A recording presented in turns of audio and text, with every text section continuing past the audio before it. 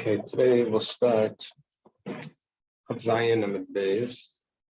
We'll start with Tana Rabbanan, 2 lines up from the wide lines. It's Maisi B'Rabbi Eliezer Sheshavas B'Gal Elia. You'll discuss about learning of the Beis Hamikdash. It goes like this. Tana Rabbanan, we'll start in a brisa. Today we're going to be learning a lot about Rabbi Eliezer.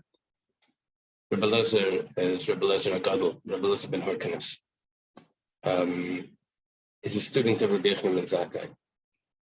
He's a very, very common in the Mishnah, although the halacha is not often like him, but it has an important say. So it says, "Ma'aser Rabbi Eliezer sheshavas b'gal elyon b'sekases shel Yochanan Rabbi Lloyd b'Kisri v'Amila b'Kisariyin." Okay, Rabbi Eliezer is in Galila Elyon, in the Upper Galilee. He's in the Sukka of Yochanan Rabbi Lloyd, in one of these places. The Yechamala Sukkah, and the Sukkah is starting to get hot.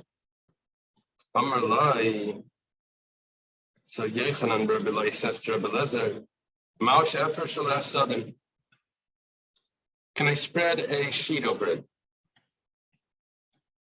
Apparently the sukkah wasn't giving enough shade and it was getting hot. And his question is, would it be considered an ayel once a sukkah is already an ayel?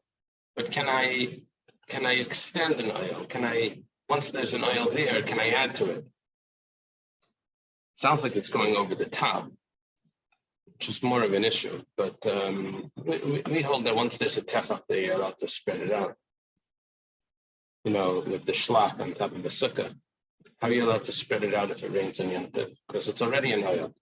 So it's one tefach open. You're always supposed to leave if you have a shlach, you're always supposed to leave it a little bit open.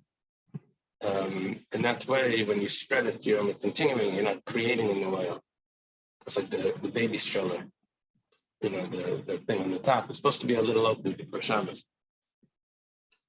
Amrullah, Rabbi Eliezer rather doesn't respond. He says, yeah,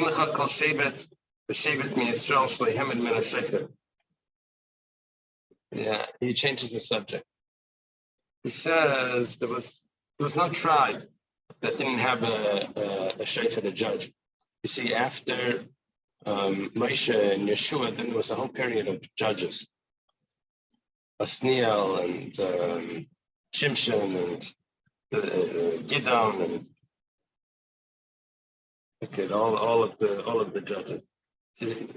Rabbi Eliezer says that every tribe produced one judge, at least. There was no tribe that didn't have one judge. Okay. It's starting to get hot. The sun is halfway into the sukkah. It says, what about spreading a sheet over the sukkah to cool it down? Every tribe produced at least one prophet. So many, many prophets, but I guess it means from the important prophets, the ones that their prophecies are relevant for the future generations. Shevet Yehuda, Binyamin, Hamid Malachim Alpinavim. And Yehuda and Binyamin not only produced prophets, but they produced kings that were appointed by prophets. Okay, now the sun is coming into the sukkah. It's already at the feet of Rabbi Eliezer. So Nata Yochanan Sodden Leper. He took the sheet and he put it over the sukkah. Tifshal Rabbi Eliezer Talisai Ba'achir. Rabbi Eliezer took his cloak or whatever, his garment, put it behind him, the yatz, and he left the sukkah. So the Gemara explains, he wasn't just trying to change the subject.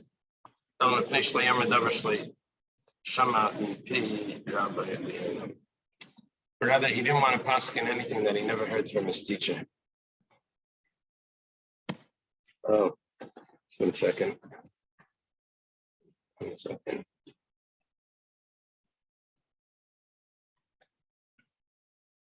Let me give the link. 1 second.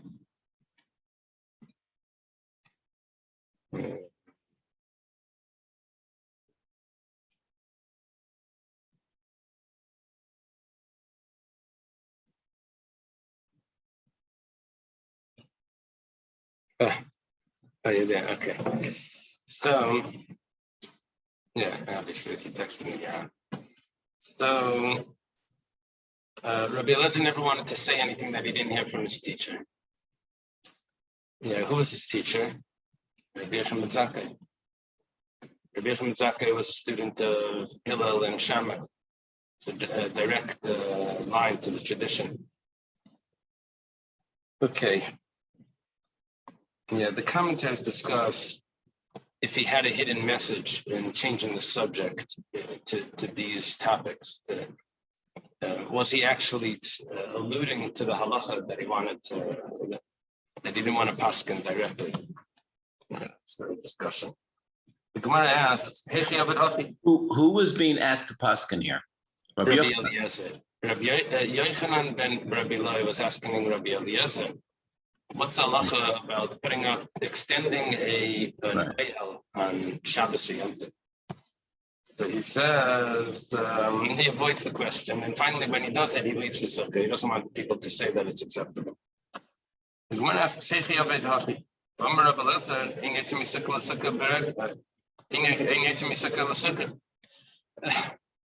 we had before, Rabbi Eliezer holds that you have to stay in the sukkah the whole sukkah.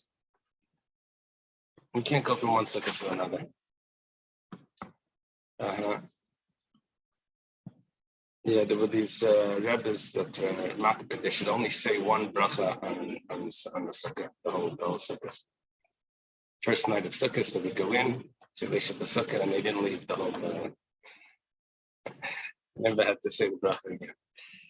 So Rabbi Eliezer held that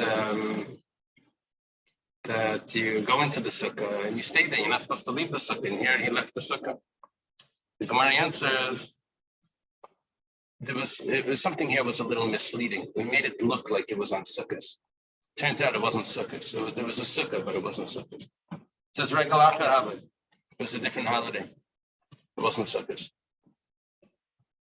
Question was he allowed to put up put up a sheet to extend the tent? It wasn't a question of Hilchos Sukkah. It was a question of Hilchos Shabbos, Hilchos Yom Tov. Are you allowed to make an item? The Gemara says, so what? What's Rabbi Eliezer doing there? He should be at home. Remember what he tells to Rabbi Eloi? He says, what are you doing here? You don't rest on the holiday. You have to stay home with your wife on the holiday. He says, Shabbos holiday. It wasn't a regal, it was really Shabbos.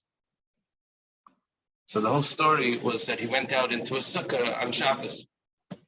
The Gemara says, Shabbos, the Tifshalim in the day, we know Rabbi Eliezer's opinion about an item. It says, the Tnan, like the Kakach Kakach is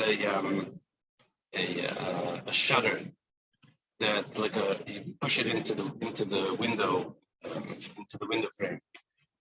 Yeah, an old-fashioned window curtain. So you would take it and just plug it into the window. Now, Rabbi Eliezer holds, are you allowed to do that on Shabbos, or is it considered baina? If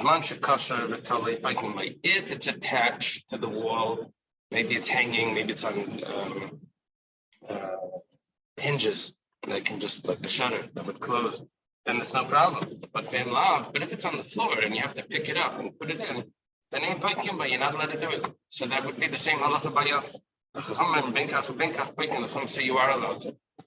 So why is not Rabbi Eliezer not saying his shita that you're not allowed to make an oil? You see, this is even an oil in a tzad. It's not only even a root. This is it. The Gemara says, maybe over there the reason is different because when you put the shutter in, so you're mevatel it to the window, to the wall. But this was a sheet that was used for something else. We know that you're going to take it away later and use it as a sheet. It's not going to be part of your sukkah. Over there, it was a shutter that was going to be part of your wall. So that was more of a binyan than this is. Okay.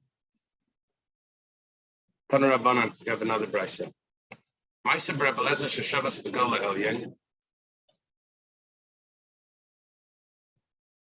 I remember we had a story, I think it was in the Masechta Shabbos, where there was a worker I don't remember if the worker lived with Galileo, and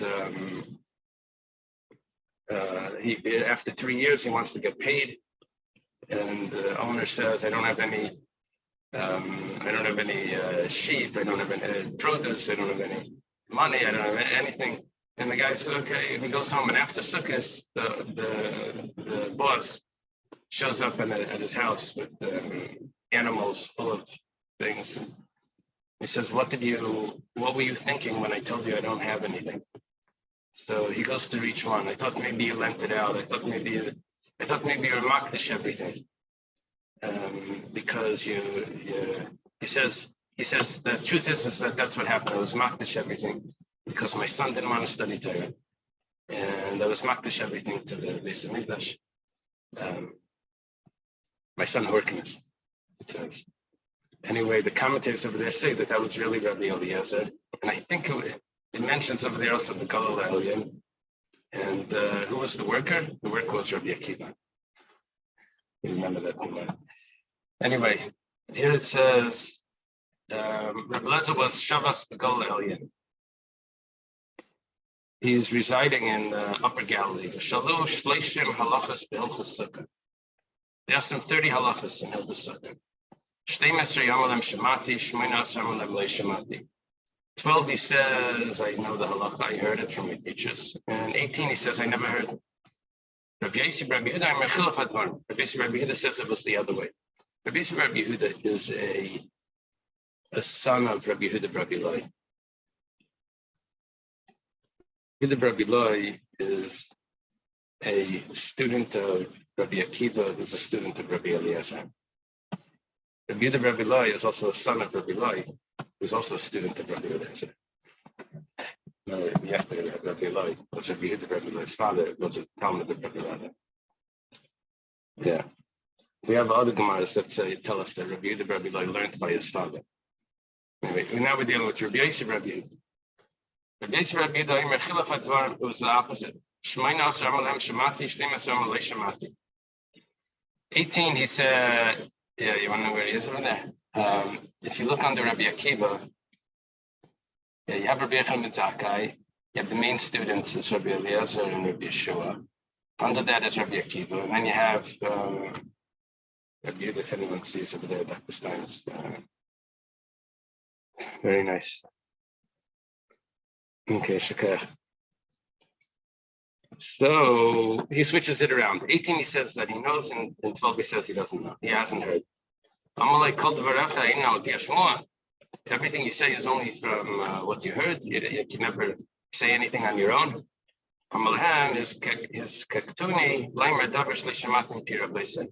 You're forcing me to say something now. I'm going to say my characteristics, which I didn't hear my characteristics from my teacher. But I'm going to have to say it because you're forcing me. No one ever came first to the Beis Medrash. She was always first. I never went to sleep in the Beis Medrash. Yeah, I guess maybe that goes together. That's an easy way to get there first. Right? They become the first person on the highway.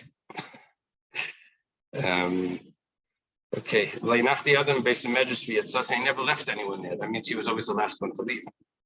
I never spoke idle talk. Doesn't say that it was Beis Medrash. See, what he's saying over here is, Rashi points out, it's the fact that I'm not saying certain things because I didn't hear them from my teachers. It's not because I wasn't around. I missed the day.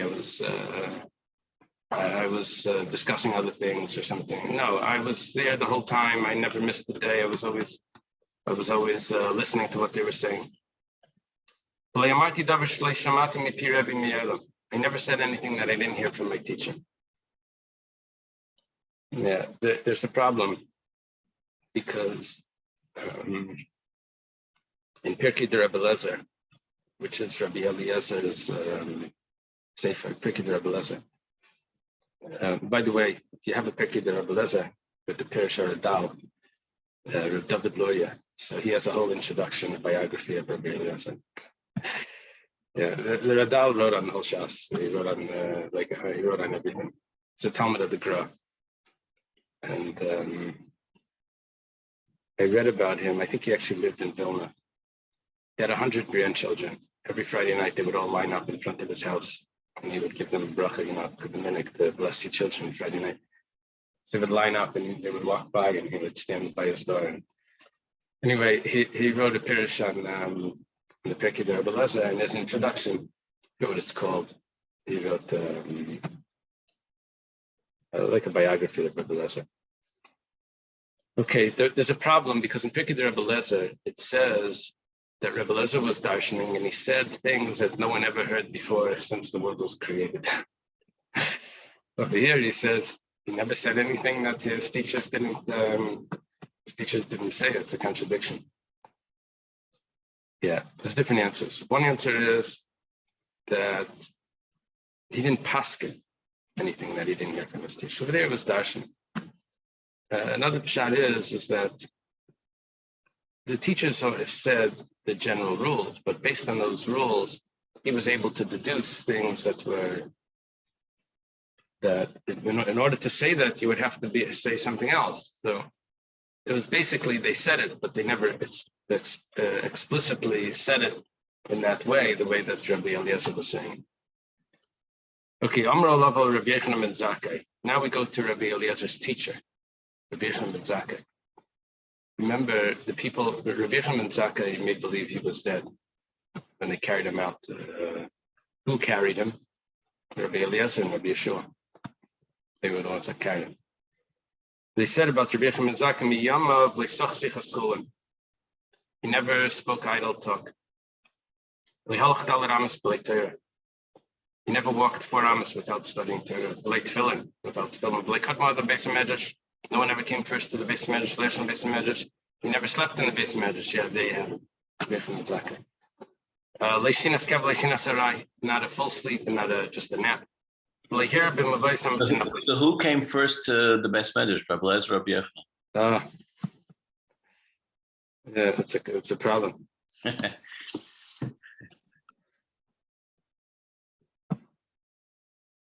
Yeah. He must have said it before Rabbi Eliezer was around. He was probably talking about the Beis Medrash of Hill and Shammai. Maybe they came together. Maybe they came together. Yeah. No one ever came first. Yeah. He never taught Torah in the dirty alleyways.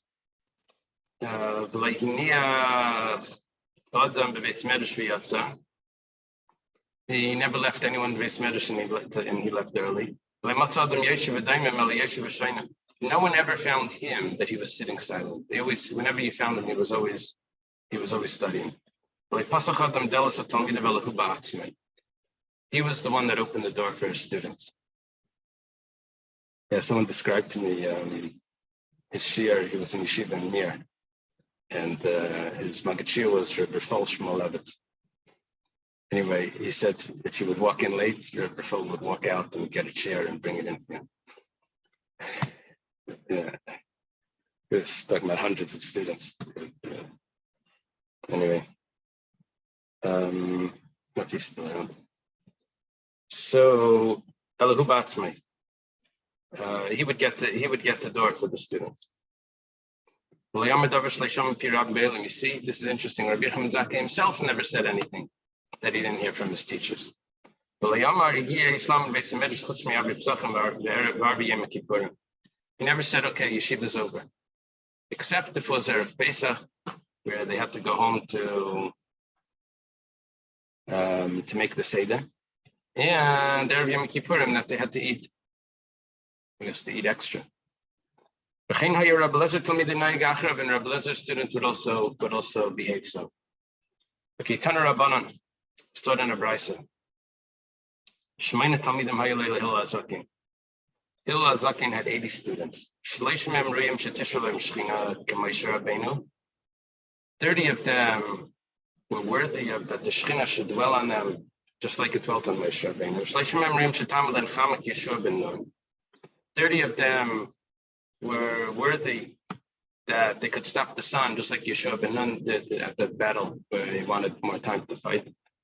Esrim Beinanim, 20 of them were average. Okay, I guess that means in between Moshe and Yeshua. Yes. Gadol Shebakulam, the greatest of them is Yonasan ben Uziel. Katan Shebakulam is Rabbi Yechon ben Zakkai. The smallest of all of those students of Hillel was Rabbi Yechon ben Zakkai. Yeah. Some say it means the youngest. Katan Shebakulam. Yeah. Amar level Rabbi Yechon ben Zakkai Shleiniach Mikra Mishnah Gemara Halachas V'Agadas Tiktuki Torah Tiktuki Sefer Kalam V'Chamurim Gezer Shabbos Tekufas Gematrios Sichas Malachi Yashar Sichas Shedem Sichas Tekalam Mishalis Kaifsim Mishalis Shualam Davar Gadol Davar Katan Davar Gadol Meisim Recover Davar Katan Avayis the Abaya Barava and Mashnem Al Anchalei V'Yesh V'Yitzur Sisayim Amali. Okay, Rabbi Yechon ben Zakkai knew everything. Every pasuk in Mishnah, Gemara, Halacha, Agada, every detail, the Ketukei Torah, that means extra letters. The Ketukei Seifrim are Gezeirus that were brought. Kalam Chamurim, whether it's a Kalam Chamurim, Rashi that means Kalachamis. Gezeirus Shava, we know what that is.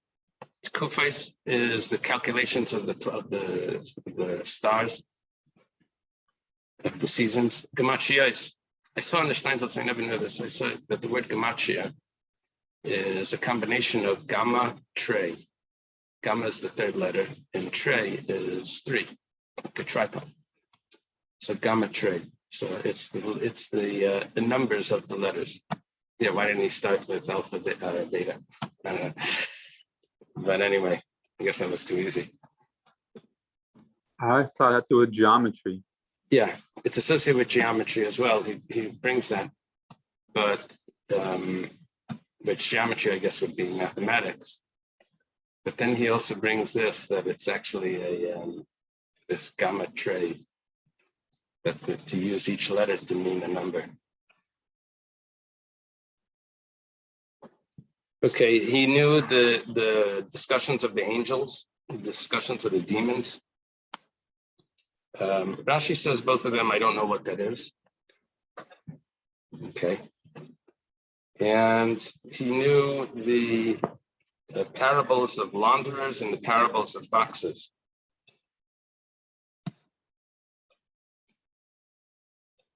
Yeah.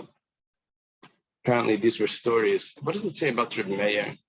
Reb Meir knew parables of foxes. We had a Gemara somewhere, maybe it was in Erevin, but he knew parables of foxes or something. Wasn't the fox the story with "I'll carry you on my back"? He said it to the fish or something. Oh yeah, yeah. Something like that. Yeah. That was with Rabbi Akiva. Same fox. Yeah. I'm in the fox. Right. And then he also said he also knew Davar Gadol v'Davar Katan, big things and small things. What's the big things? Big things is Ma'aser Merkava. That's like how the whole world functions. It's the secrets of about how God functions. And Davar Katan, what are the small things? Those are the details of how Vayista Abaya Barava. Those are the deliberations, the questions of Abaya and Rava. Now, if you notice, Rabbi Yechon ben Zakkai is hundreds of years before Abaya and Rava. But the Gemara is alluding to the Gemara is saying that the questions of Abaya and Rava existed before him. And Abaya and Rava happened to say them over. But Rabbi Yechon ben Zakkai already had all of those discussions, all of those deliberations. Yeah, and this is in Reb Shri Gain's discussion about how the Gemara was created. He brings this as a source, that of course everything was known much earlier, and it was just put down later by Rabba expressed it in different things, but all of this stuff was, all of the material was all discussed much earlier. As it says, Lahanchel Oyaveyesh Vetzusem Amalim. What's the little translation of that?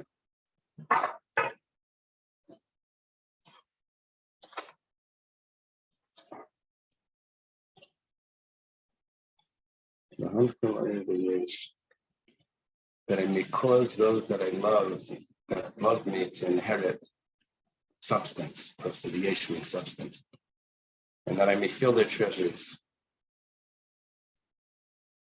Okay. If this is the smallest of all the students, so then what can you imagine what the greatest was? Said about Yenisam ben Azil that while he was studying Torah, any bird that would fly over him would immediately get burnt. Rashi explains because the angels were there listening to his Torah, so they would get burnt by the angels.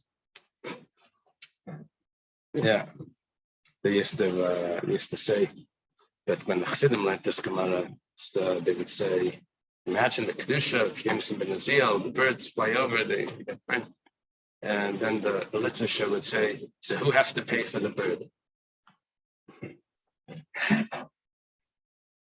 Yeah.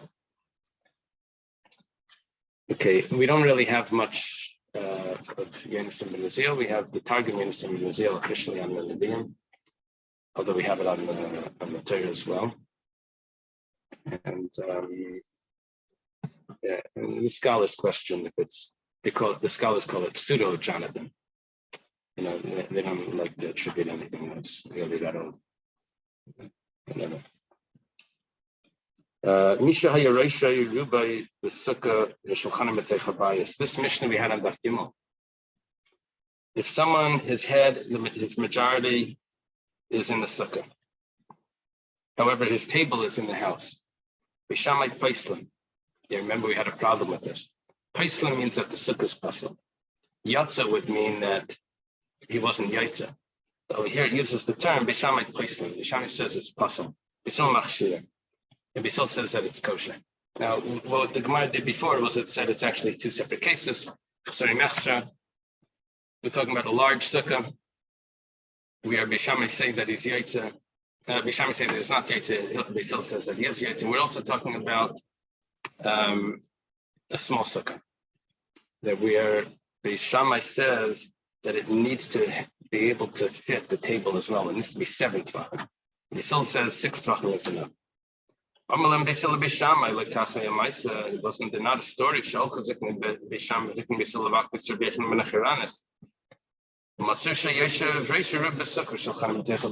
went to visit this Rabbi Yochanan ben Acharanis, and they found that he was sitting in this sukkah, but this table was in the house. The sages didn't say anything. Bishamai says to Bisil, Misham Raya, that's going to be your proof. The sages said to them, if this is how you celebrate sukkahs, like you never fulfill the mitzvah. So they have a different tradition of what the conversation was there. Bishamai said that they went to that's not a proof, because over there they actually did tell him. Bisil says no, they didn't tell him anything. Women, slaves, and children are exempt from sukkah. We'll see why. A child that doesn't need his mother anymore, we'll see what that means. Was chayiv in sukkah. Yeah, it says in I think in Kitzur Shulchan Aruch that your child, you're allowed to give him food to eat before Kiddush, but you're not allowed to give him food to eat outside of sukkah. Yeah, it's very interesting. You have to make sure you have a mitzvah of kanach. You can't feed him outside the sukkah when he's the age of any. Yeah, but by Kiddush it's different. There was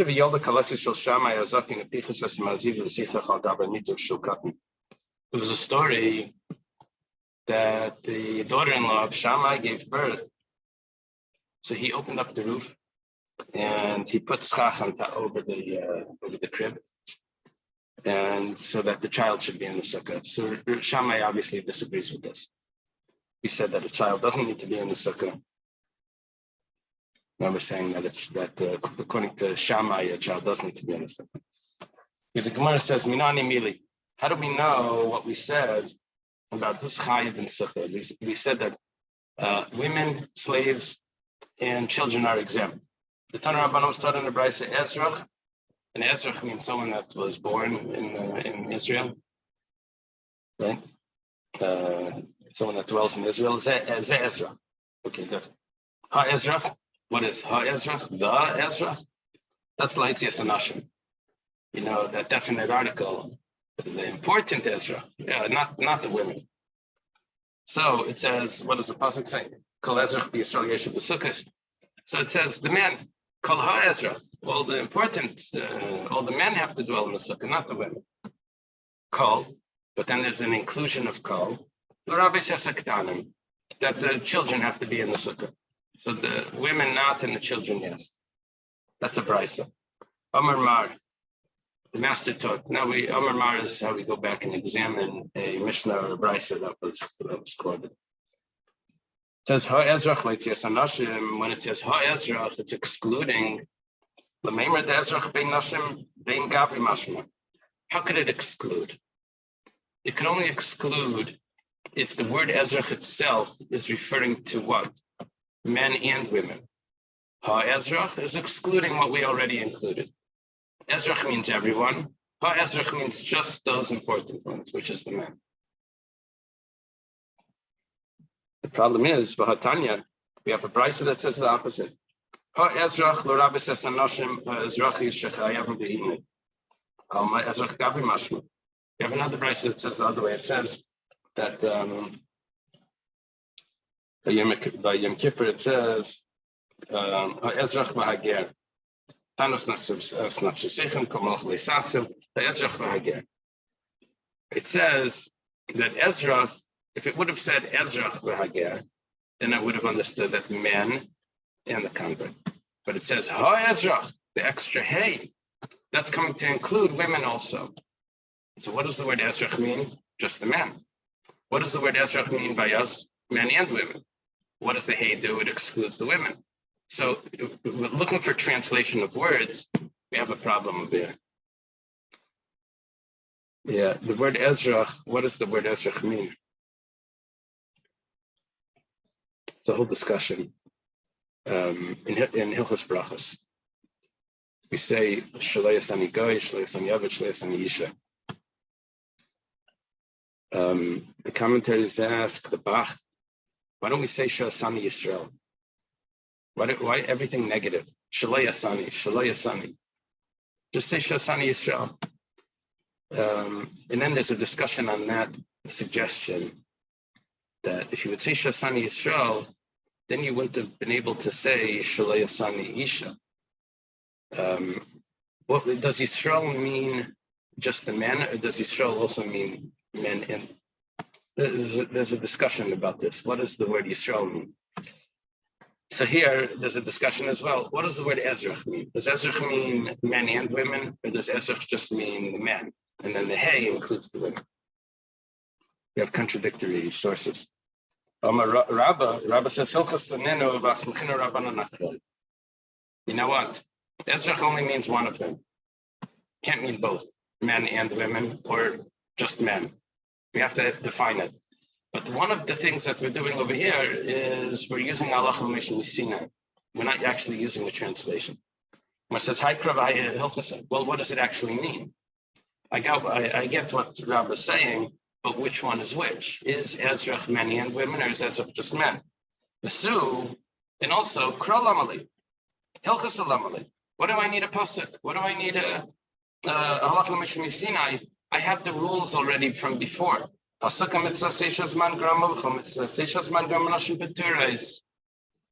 comes once a year for 7 days.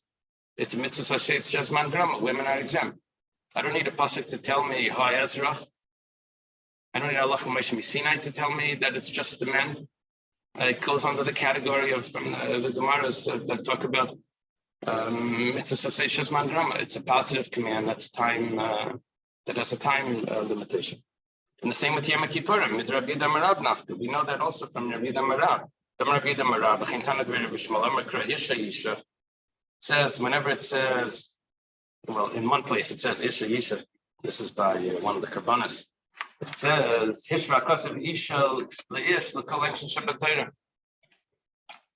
The Torah doesn't have to go through every halacha and tell me that it applies to men and women. I learned it from this source, that whenever there's a negative command, men and women are obligated in it. And since Yom Kippurim is a Laisa Say, there's Karas. So we would say that that applies to women as well. I don't need the pasuk to say that Ezra is the extra hay is including women. And I don't need the Allah Mishmisin. I have other sources. Amar Abaya.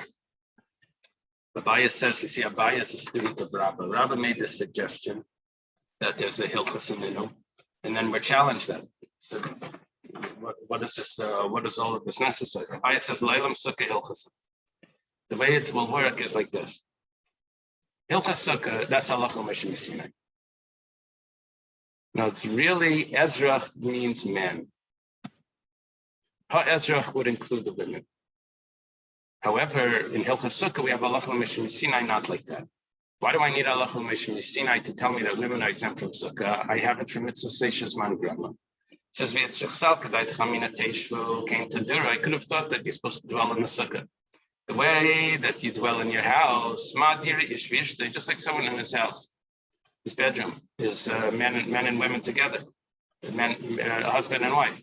Also, the sukkah should be husband and wife. How are you supposed to dwell in the sukkah without your wife? That's not the way you dwell. Mashmalan comes to tell us that no, the wife is allowed to stay inside. Yeah, and the husband still fulfills mitzvah sukkah. Now, we never really discussed this, but Chabad doesn't sleep in the sukkah. That's the custom. The Alter Rebbe says a leniency, a heter for people not to sleep in the sukkah is because a person would want to spend a holiday with his wife, and even if his wife isn't either, nevertheless, they still could be in the same room. And so therefore, someone that's married wouldn't sleep outside because his wife doesn't have to sleep outside. The wife is exempt from sukkah. So he goes inside, and that's a heter. Now, the sikha of the Rebbe was, possibly, this is the pshat, the why is it in Chabad? Yeah, what happened was, Rabbi Marlo's father asked Reb Zalman Shimon, how come in Chabad they don't sleep in the sukkah? And Reb Zalman Shimon asked the Rebbe. The Rebbe said a sikha, I think it was like the first or second night of Sukkot. And it was a farbrengen in the sukkah. At that farbrengen, a bench fell, and Rabbi Marlo's father he broke his leg in that situation. Anyway, he comes back, Simchas Torah is back, Shmini Atzeres, and the Rebbe finished the sikha with them. This topic. Anyway, it could be that the question was, how come Chassidim are so crazy about not even drinking water outside the sukkah, but then when it comes to sleeping, they accept the heter in Shulchan Aruch. There's a valid heter in Shulchan Aruch. It's just the question is, Chassidim don't accept the Torah. We don't run around looking for the Torah. So why over here do they accept the Torah? And so then the Rebbe explained that it has to do with Al Pi Chassidus, if there's an explanation. Okay, Rabbi Amar, that was the first thing. That I could have thought that in order to dwell in the sukkah, you have to have your wife there. Kamash Malan, that no, it's not necessary. Rabbi Amar Yitzchak, Rabbi says it's necessary because if you remember, we learned that on Pesach it says that you have to eat matzah by Erev Techel matzah, so the night of the 15th. We learned from that it says Chamisha Asar as well by Sukkos. And that tells me that on the night of the 15th, you have to dwell in, you have to, I said, well, that wasn't clear. You have to eat kazayas in the sukkah. So Mala halo nashim chayavas. If you have this analogy from Pesach to Sukkot, mala halo nashim chayavas. How can nashim chayavas? Just like by matzah, they're chayav. Why are women chayav in matzah? The Gemara tells us, kol sheyeshnai the bal teichel chametz yeshnai b'kumach matzah. Anyone that's not allowed to eat chametz has an obligation to eat matzah. So if they have to eat matzah, then maybe they have to dwell in the sukkah as well. Kamash malon, no. And I was like, don't tell me that it's a regular mitzvah stashis man grama, and I don't need any halachum mishmisinai to tell me that they're exempt. No, it's not a regular mitzvah stashis man grama. It is a mitzvah stashis man grama, but I have other reasons to say that they're chayiv.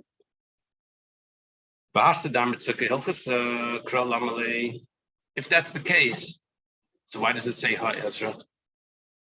What's the hay coming to tell me? Ezra would have told me just the men. Why do I need to have the halacha? It must be that the hay is coming to tell me something. So it says the rabbi says Sagerim. It's coming to include converts. Why do I need a pasuk for that? Could have thought Ezra means only people that are born in the land of Israel, not a convert, someone that showed up later. Kamash Malan, that Kamash Malan is coming to teach us that Gerim are also chayiv in Sukkot. Maybe I could have thought similar to Pesach, that they weren't there by the Exodus, maybe they weren't in the desert. Yom Kippurim, what about Yom Kippur? I know that Yom Kippur, women are obligated in Yom Kippur because there's a negative prohibition there. And so women are obligated in all the negative prohibitions in the Torah. So why do I need the pasuk to include them? So it says, no, it's coming to include them to Tesefes, that's called Tesefes Yom Kippurim, that you have to start the fast by day. Remember in Masech L'Sima we had, it says on the 9th of the month you should fast. It said on the 9th you fast, on the 10th you, no, it means that you're supposed to start the fast on the 9th. B'Tisha L'Chodesh, Tanu is Nafshi Sefer or something. Okay. Are there any mitzvot? Oh, sorry. Are there any mitzvot where the gerim are not included? Why would you have the havamina not to include gerim? Yeah. I know by Pesach there was a havamina. The pasuk has to tell me, because maybe I could have thought that maybe when they converted, that's their Yitzias Mitzrayim.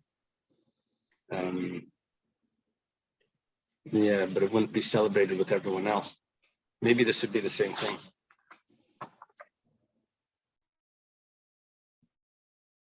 I just realized something interesting. Remember, there's a machlokes Rabbi Kiva and Rabbi Eliezer why we sit in a sukkah. Rabbi Eliezer said, commemorates clouds of glory. I don't know. What's that on that cast?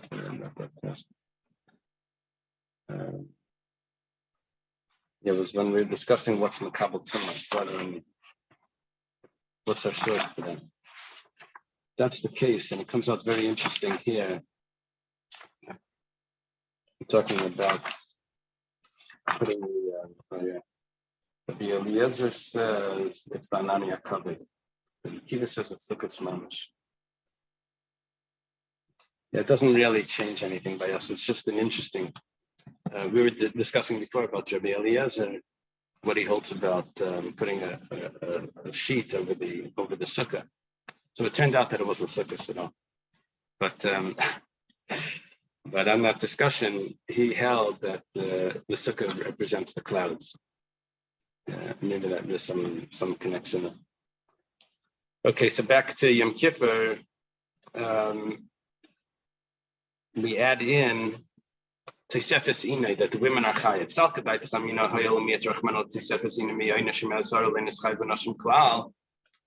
The Yom Kippur has a very strict halacha that if someone doesn't fast, he incurs the punishment of kares, excision. Could have thought that maybe if that's the case, then maybe women aren't chayav. But that's only on Yom Kippur proper. But what about Tesefes Yom Kippurim? There is no kares. So if that's the case, then maybe women are exempt from that also. It's only Yom Kippur proper that they have all the obligations. So Kamash Malan Ha'ezrach, the extra hay includes the women are obligated in Tosefes Yom Kippurim as well. They have to start the fast while it's still day. Amar Mar, the master taught Kol Rabbis Ketanim, that Kol is coming to include the children. Batanan, that the children are chayiv in sukkah. But we have a Mishnah, Nashim Avadam Ketanim B'Turim in a sukkah. Children are exempt. So it's like Kasha, it depends. If he's of the age, then he could be educated. But that being educated is only rabbinic. It says midrabanan across asmach the balma. You're right, it is rabbinic. The mitzvah of chinuch is midrabanan, and it's on the father. And the pasuk is just a asmachta. What's an asmachta? It helps you remember that all the rabbinic laws, because people knew the psukim, so that helps you remember them. Yeah, we said that when is a child obligated to in the mitzvah? When do we have to educate the child when he doesn't need his mother anymore? What's the case when a child doesn't need his mother? Amir Debei Rabbi Yanai was taught in the yeshiva of Rabbi Yanai. This is when he uses the bathroom and he doesn't call his mother to clean him. He's reached the stage that he can go to the bathroom on his own. Rabbi Shimon, on the side it says Rabbi Shimon ben Lakish, because Rabbi Yanai is an Amira in Eretz Yisrael. And Rabbi Shimon ben Lakish would have been in there at that time. Rabbi Shimon ben Lakish, Kol Shnei Mishnas Avena Kari Ima. It says Ima. Anyone that wakes up and doesn't say Mommy, Mommy. So the Gemara says Kadelam Nami Karu. Adults also do that. They wake up, they say Mommy. It's slightly different, as you'll see. Adult wakes up and they say Mommy. They say whatever it calls his wife or something. He's not calling like I need you, like get me out of the crib. He's just are you up? So we were saying, he says mommy, that's not a child, that's an adult. He says no, it's a different type of call. To be able to tell the difference in the call. Okay. What if they call daddy? Never, no, it doesn't exist.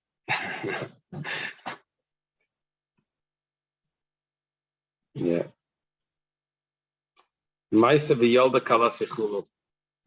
Story where Shammai's daughter-in-law. We had Shammai's daughter-in-law in other places as well. I don't remember, maybe in Pesachim.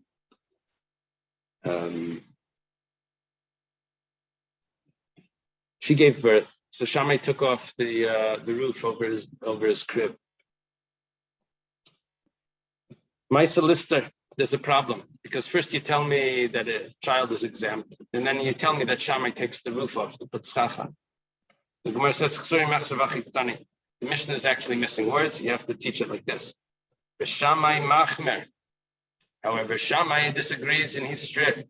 Maybe we even have a story. That the daughter-in-law of Shammai gave birth to Piches as a maziba, v'sichich alamitim b'shvilkatan. He took off the plaster over the roof, so you just had the frame that would hold the board. So plaster was put on top. He just left those boards, and then you put schach on top for the child. Yeah, mamash for the baby. Okay, let's leave it over here.